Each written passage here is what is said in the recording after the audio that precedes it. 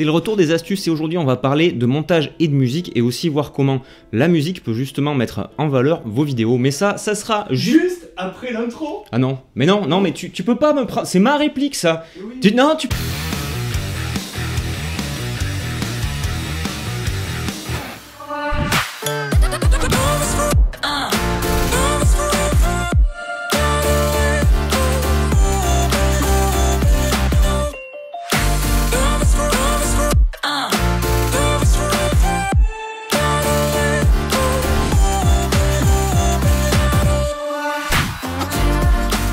Et salut à tous les amis, c'est François pour la chaîne Explique-moi encore, je suis ravi de vous retrouver une nouvelle fois sur cette chaîne. Aujourd'hui on va parler de 5 astuces que j'utilise qui concernent la musique, comme vous avez pu le voir dans l'extrait juste avant. Et c'est d'ailleurs pour ça que j'ai invité sur cette vidéo Nico de la chaîne Tout le monde peut faire de la musique. Bon, il est un peu spécial, hein, il va falloir... voilà...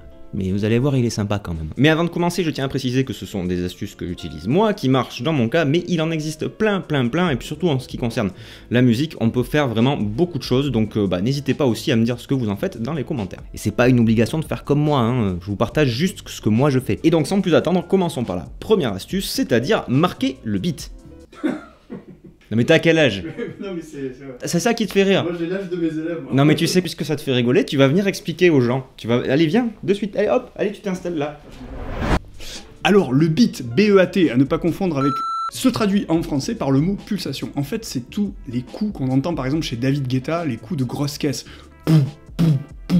Quand on fait du montage vidéo, l'idée c'est qu'on va essayer de repérer dans la musique qu'on a choisie quelle est cette pulsation, quel est ce beat, de le ressentir avec sa tête, en secouant ou avec son corps, et à partir de là on va caler les images, le changement, les transitions, en fonction du temps fort, du temps faible, etc. Et sinon j'adore le... Touche pas le truc. Pardon. Allez, Ouais.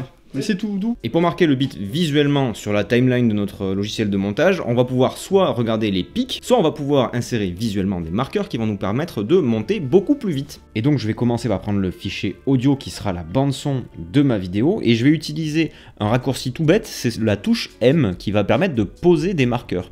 Et là je vais commencer à compter le temps, et sur les 1 et les 3, dans 1, 2, 3, 4, je vais taper sur mon M. Alors c'est un petit peu fastidieux, c'est un petit peu long, ça dépend du morceau, puisque une fois que ce sera fait, j'aurai plus qu'à déposer mes morceaux de clip sur les emplacements entre les marqueurs, et ça va être magnétique, donc j'aurai juste à ajuster comme ça mes petits clips pour remplir ma timeline. Passons maintenant à la deuxième astuce, c'est-à-dire modifier la structure de la musique. Alors une fois qu'on a marqué la pulsation et qu'on va pouvoir monter en musique, on va peut-être se rendre compte que la durée du morceau ne correspond pas forcément au projet qu'on veut réaliser. On peut avoir un morceau qui fait 3 minutes 30 et ne vouloir monter une vidéo que d'1 minute par exemple. Et la plupart des éditeurs de vidéos permettent de modifier la musique et on va voir ça tout de suite. Alors ici je vais garder le refrain de la fin, puisque le début ne m'intéresse pas, je veux environ 1 minute, donc je supprime le début. Le problème c'est qu'il y a 2 refrains et que c'est encore un peu long, donc je vais couper ici, et je vais garder juste la fin. Alors je vais m'assurer, être vraiment sûr que ça s'enchaîne bien, que c'est bien sur le premier temps de la mesure. Voilà, donc là je fais les ajustements un petit peu plus fins. Et ensuite, je vais juste ajouter une transition fondue enchaînée pour masquer les éventuels petits défauts qu'il pourrait y avoir sur la transition et faire que ça passe tout seul.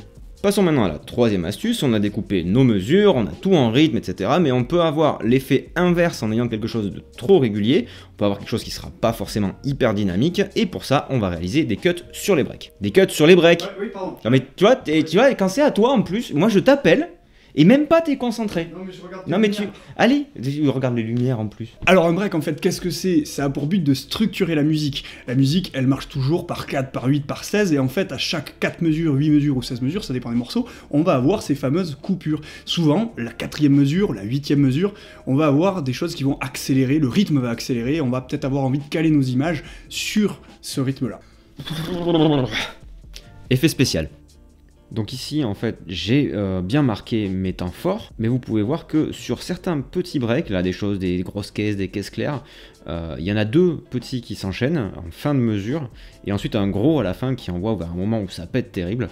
Donc du coup j'ai fait ma petite découpe, j'ai mis mes marqueurs et j'ai mis mes fichiers. Et alors sur les fichiers, ce que vous pouvez faire, c'est utiliser, comme c'est des passages super courts, tout ce qui est un petit peu déchet, c'est-à-dire pas forcément des plans ratés, mais les plans les moins bons, ils peuvent vraiment servir à ce moment-là pour donner du dynamisme et vous permettre de faire des breaks visuels. Quatrième astuce, il faut savoir qu'en vidéo comme en musique, parfois, il faut savoir mettre des silences. Et il y a des moments où un simple écran noir, comme ici,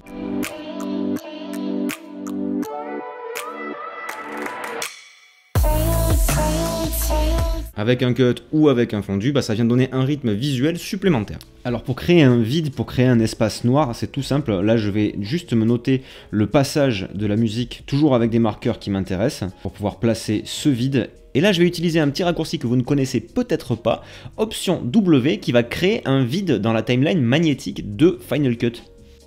Et la cinquième et dernière astuce, c'est le sound design. Alors je vais pas vous refaire toute une vidéo là-dessus, il y a déjà des choses très bien faites, notamment celle de Julien Fabreau sur le sound design, qui est vachement sympa et qui explique très bien comment ça fonctionne. Mais grosso modo, ça va être tous les petits effets sonores qu'on va pouvoir rajouter par-dessus la musique, par-dessus la voix, par-dessus les images, pour donner plus de réalisme à nos vidéos. Par exemple, si vous filmez des choses sur une plage, vous pouvez rajouter du bruit des vagues, le bruit des mouettes. Et ici, dans l'exemple du début, quand je suis rentré dans la boutique,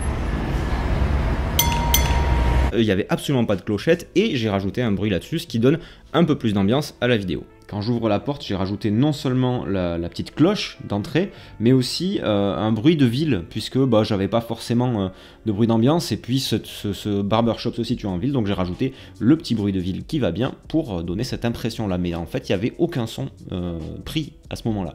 Alors pour faire ça, vous pouvez soit sur le moment de votre captation capter avec un petit enregistreur numérique, soit aller chercher sur des banques de sons, sur internet, il y a plein de choses gratuites qui sont super bien et qui marchent très très bien aussi. Et on peut s'en servir d'ambiance, mais aussi pour les transitions avec notamment les whoosh sound, je vous en mets des liens dans la description, vous allez voir, ça c'est super pratique pour les petits dont on parlait dans la vidéo sur les transitions, que je vous mets aussi en lien dans la description. Et ça a l'air de rien, mais c'est un petit plus sonore qui ajoutera à la personnalité de votre vidéo. Et voilà les amis, c'est tout pour aujourd'hui, j'espère que cette vidéo vous aura plu. Si c'est le cas, n'hésitez pas à mettre le traditionnel... Coup de blaster. Non, c'est pas... Ouais, ok. Tu sors. Je disais donc le traditionnel coup de... blaster sur le pouce en l'air qui se situe en dessous de cette vidéo. Vous pouvez aussi vous abonner si ce n'est pas déjà fait, vous pouvez partager la vidéo, commenter, liker, tout ça. N'hésitez pas aussi à aller faire un tour sur la chaîne de Nico qui s'appelle Tout le monde peut faire de la musique, c'est une chaîne qui est vachement bien. Et puis moi je vous dis comme d'habitude, restez curieux et à très bientôt pour une prochaine vidéo. Et après, c'est pas ça. C'est pas ça. Le majeur au-dessus là, non mais... Non, juste enlève. Attends. Voilà. Là. Et là, tu fais là et là. Là et là. Ça, sans ça là. Là. Voilà. C'est bah majeur voilà. là, tu vois. Il m'a appris des accords, je savais pas les faire. Voilà. Tout le monde peut faire de la musique. Faut aller voir sa chaîne. C'est très bien comme autre.